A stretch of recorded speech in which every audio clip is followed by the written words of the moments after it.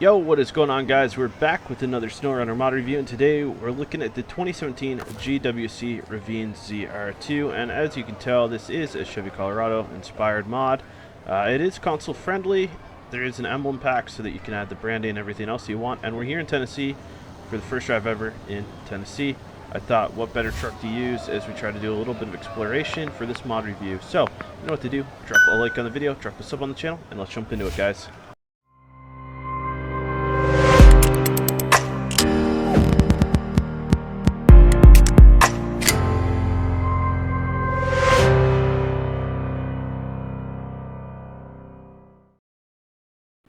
Alrighty, guys, we're going to build and customize up the 2017 GWC Ravine ZR2. It is a Chevy Colorado inspired truck, and I thought it was pretty suiting for our first drive in Tennessee. We've got 4 engine options: stock, 3.6 liter V6, dyno tuned V6, supercharged V6, and twin turbo V6. You can go with the supercharged V6. 5-speed default, 6-speed highway, and 4-speed off-road. We're going to go with the 4-speed off-road. We got stock, lifted tow package, or extreme lift. Extreme lift looks pretty good on this. The lifted tow package looks pretty good. It's a 6-inch rough country lift with additional strength for towing. But I don't know how much you're going to tow with this, so we're going to go with the extreme lift. We've got 31 all the way down to 33 GWC all-terrains, IROC,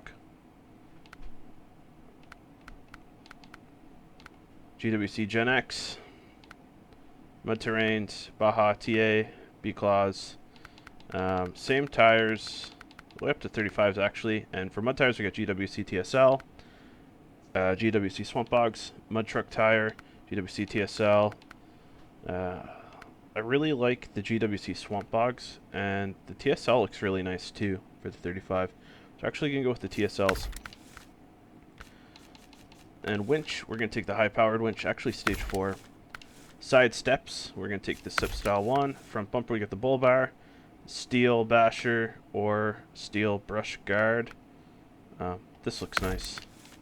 Roll bar V1, roll bar V2, we're going to take V2. Supplies, we got jerry cans and 2 spare tires.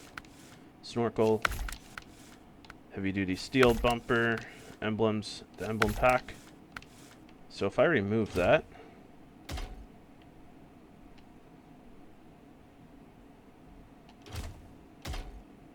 I don't know what it brings. Oh, I'm slow. Alright, it adds the Chevy logos. The branding. Light bar style 1 or style 2. I really like style 1. It's a little bit more modern, but style 2 kind of suits this. Go with style 2. Rims, we get the FF19, GWC 10 hole, cleaver, GWC beadlocks V2, 8 lug, beadlock V1, machete, process, and mode. I like the mode a lot. Color choices, we got black, blue,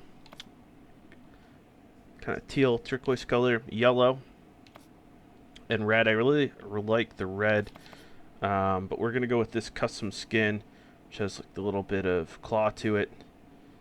Texture, like a vinyl decal. I don't know what you'd call this, but it looks nice, and I think it goes good with these rims.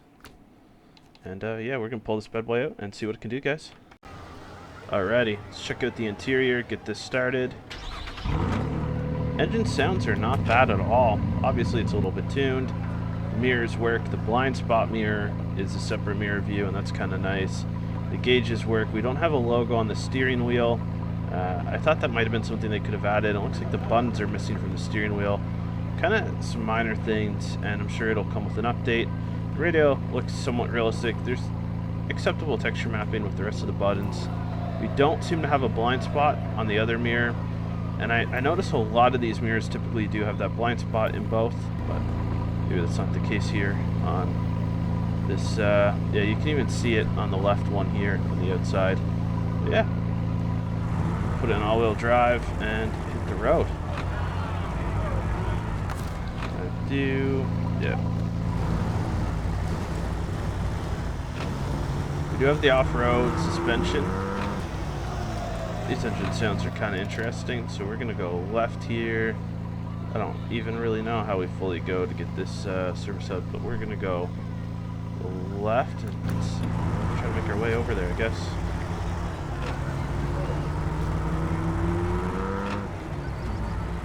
Almost sounds like a Honda Civic with a fart can in that first gear. It's cool to see all the AI stuff that's been put in here for what they're, you know, trying to do in Tennessee. It's definitely a lot different than what we're used to. Just gotta find our exit out of here so we can continue on to the watchtower. Got a sloped over truck here. Let's see if we can pull him back over.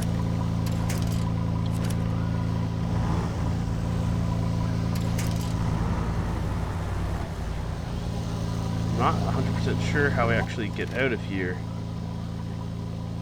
Keep driving forward, I guess, and see, you know, where we end up down here. The suspension on this puppy, you can definitely tell it's a little bit firm, but it has, I guess you would say, an appropriate amount of give or flex where it's needed and kind of warranted the most.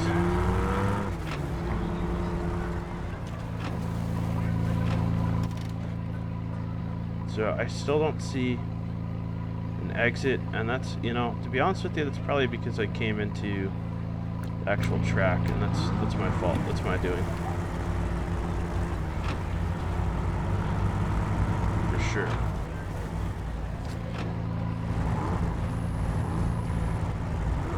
Let's see if we can find a little shortcut off the beaten path here. Maybe.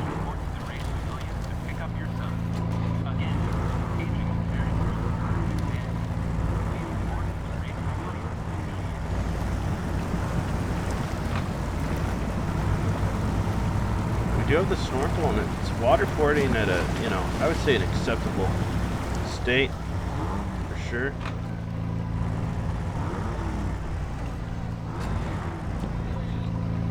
We just gotta find the exit here. Okay. So it looks like the only way out is to go back to where we came from and around. That's alright. They handled the course pretty good so far, huh?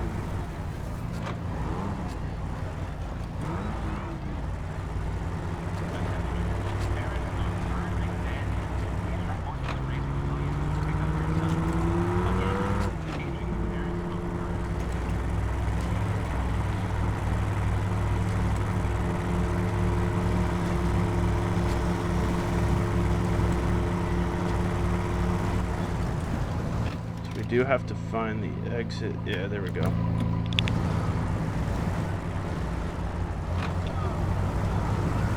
It's yeah, so as you can tell, this is my first time in Tennessee. It's cool to see everything that they offer here. It's a little bit off the beaten path. And now we can start making progress to grab this watchtower. So, you know, obviously we'll see how we make out. It's interesting because when I look at this map, I think about a combination of, you know, Maine and almost Russia in a sense, but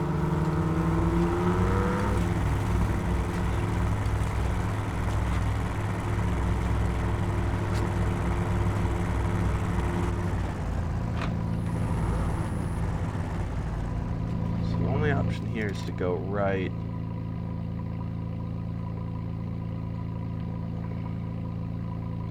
Actually, yeah, there isn't really an option, but I think we can go down here and trek through some of this swamp, maybe.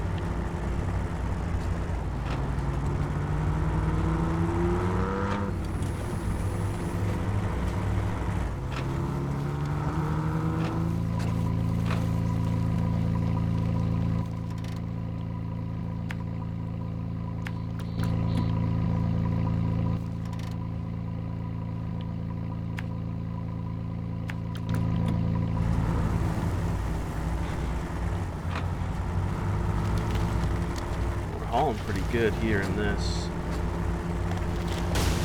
Ooh, that was some nasty damage. And I was going a little fast, but I don't think I was going that fast. You can kind of see the stiffness of the suspension right here is not making this easy by any means.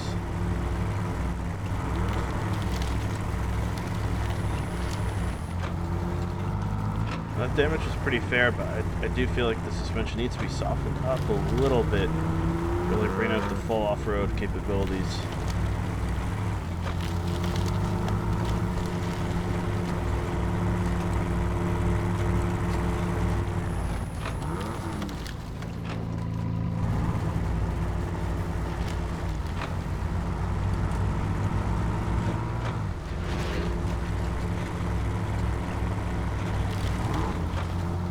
The model itself just seems like it's a little too heavy maybe as well.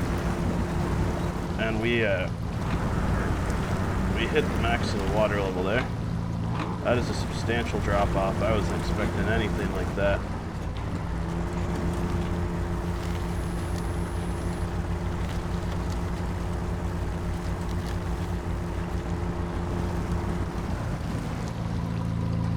I don't know the best way to cross you.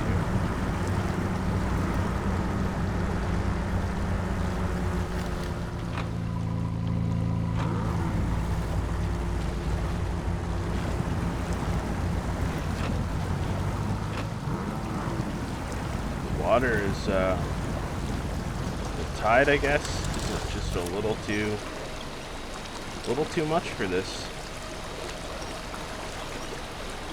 The tide is really strong. Now I realized this was a very light truck.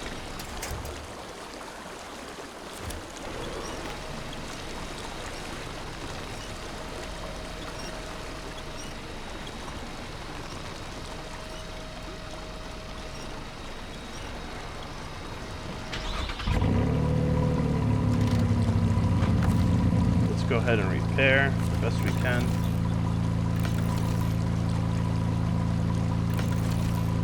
All we have is 2 spare tires actually, so our repair options are limited, and we're gonna have to take one more kind of, I guess, haul into this. Yeah, and that's all we needed. Okay, well, guess we'll park it up here and have a quick talk about this GWC Ravine.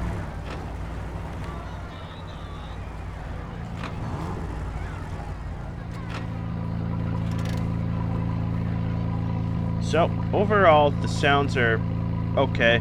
They do sound a little off realistic for what you would expect in Colorado. Sometimes when in the low gears, when you're really high RPM, it almost sounds like a Honda Civic with a fart can. The model seems too heavy in a lot of ways, and the suspension just isn't really as soft as you would hope for something that's supposed to be, somewhat built for off-road. The traction and tire response is decent. Steering's pretty good. The lights are really good. The interior's okay detailed, but we are missing, the emblem there, and I'm not sure why there's no tow mirror on the other side, but that pretty much sums it up.